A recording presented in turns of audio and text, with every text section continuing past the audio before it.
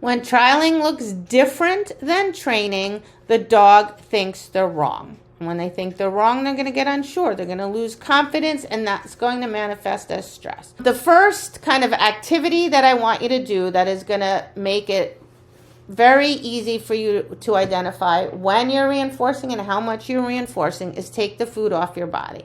No food on your body. Take the container or take your toy, put it on a table far away, 40 feet at least. So you need to walk all the way over there to get the reinforcer. Back down. So he's expecting a cookie there for sure.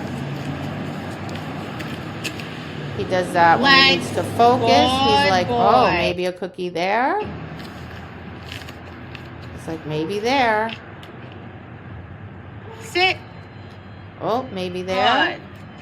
He's like, not expecting it there, and that's when I did it. Where the reinforcer comes must be unpredictable. So, for example, you might do a ring entrance, one exercise, halfway through the transition, reinforce. Ring entrance, halfway through an exercise, reinforce. Ring entrance, exercise, transition, set up, tell your dog what's coming next, reinforce, so that it's unpredictable.